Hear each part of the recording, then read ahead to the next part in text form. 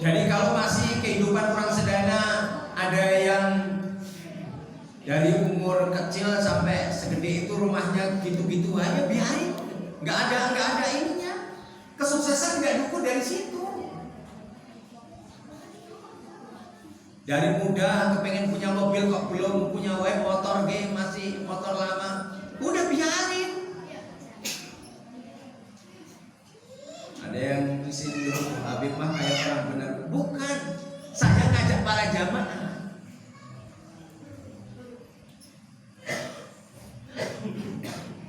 Orang sedana teh malu akhirat, jadi ukurannya semuanya akhirat.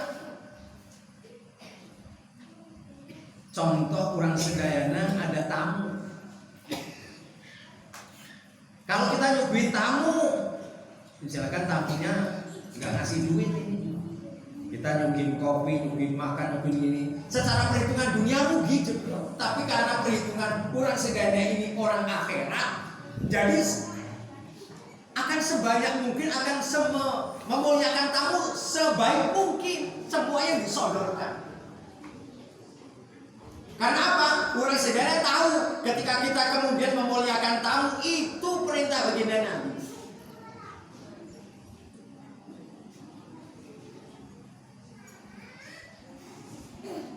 Para jemaah yang dirahmati Allah Ta'ala, sama puntennya. Kita kalau mendukung guru, kalau kita kemudian mendukung guru dengan penuh kecintaan, yang ada berkah, yang ada ente makin lama makin beriman kepada Allah. Tapi kalau mendukung guru tidak penuh kecintaan, kemarin kayak ada kiuran, sekarang kiuran kena wae naon deui. Beda, orang sedana malu akhirat. Maka orang sedana harus bisa mengatasi itu. Termasuk Habib yang ngomong seperti ini, sama. Ketika orang sedana punten misalkan setiap hari ada tamu yang ganggu. Tahu tamu yang ganggu? Tamu yang setiap kali bertamu pasti mau ngutang kek, mau ngeripuin. Kalau perhitungan dunia orang sedana jengkel. Tapi karena orang sedana makhluk akhirat, kenapa mereka ke tempat kita? Istilahnya kemudian mereka meminta bantuan kita karena Allah Ta'ala menjadikan kita sebagai wakilnya di dunia untuk menolong ini siapa. Maka jadinya yang tadinya ngeripuhin orang sedayana secara syariat dunia, tapi orang sedayana karena sadar kita makhluk akhirat, maka yang ada kesenangan, ya Allah, alhamdulillah, mereka nanti yang akan menjadi hujah saya nanti di surga.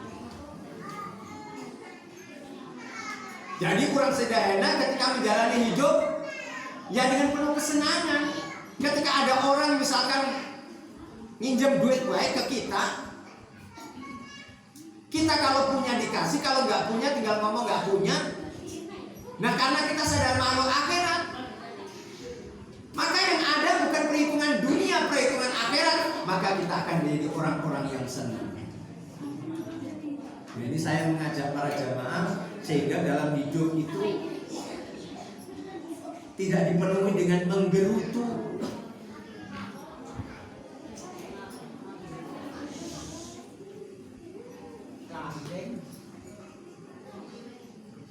Para jemaah yang dirahmati Allah Ta'ala,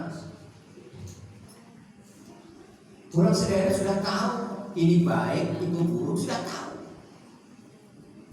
Ini pengajian pasti baik kalau masuk ke tempat ini. Orang sedaya sudah tahu.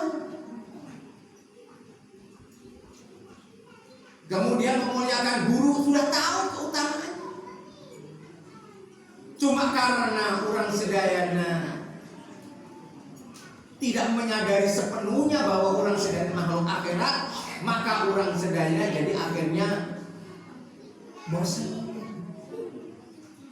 Ngedukung guru bosan, ngedukung agama ada bosan ya. Nah orang sedayana harus bisa mengatasi ini semua.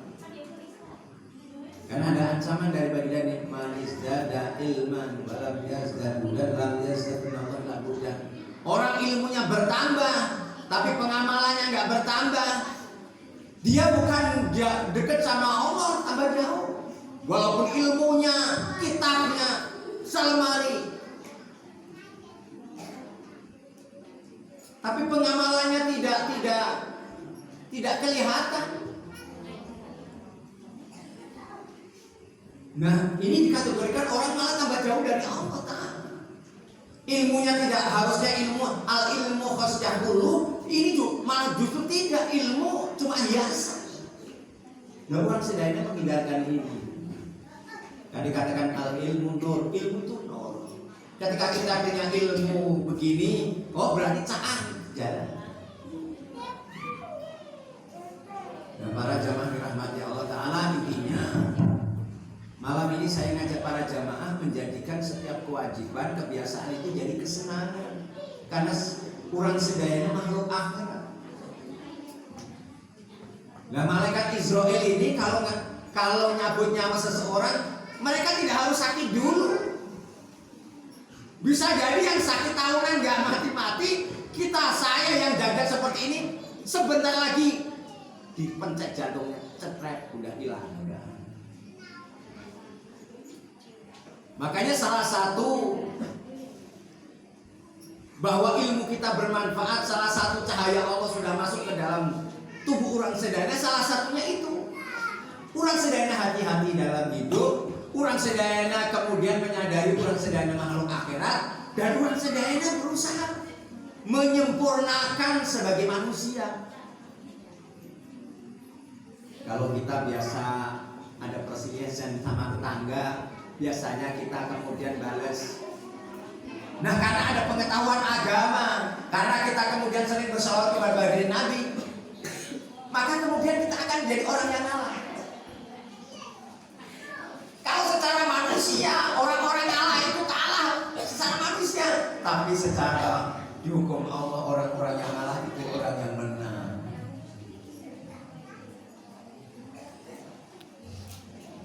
Nah, ini para jamaah dirahmati Allah Ta'ala, dibalik kehidupan kurang sedayana, dibalik ini corona yang tidak habis-habis,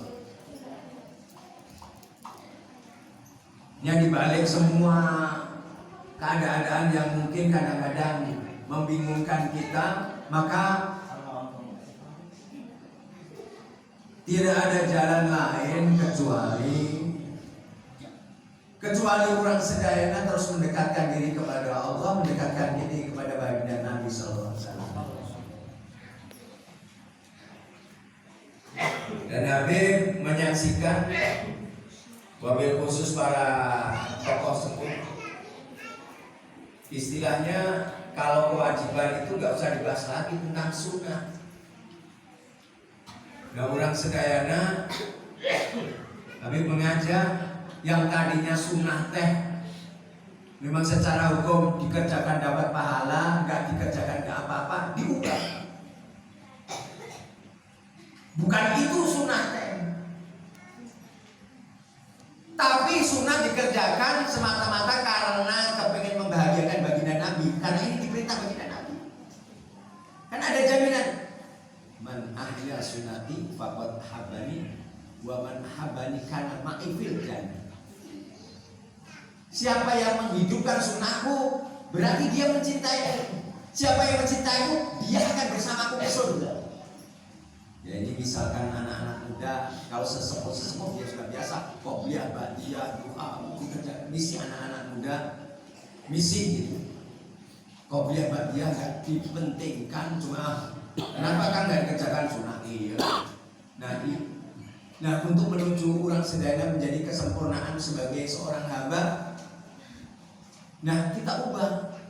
Sunnah itu berusaha dikerjakan semaksimal mungkin. Orang sedayana kan mendekati mati. Kalau kita biasanya sholat duha 2 rakaat, jangan puas 2 rakaat. Besok 4 rakaat, sudah berjalan 4 rakaat, besok 6 rakaat. Jangan karena cuma sunnah jadi 2 rakaat sudah cukup, jangan. Kita kan nggak tahu keutamaan, padahal sudah dijelaskan keutamaan. Orang yang mengajarkan sholat duha dijamin nggak fakir.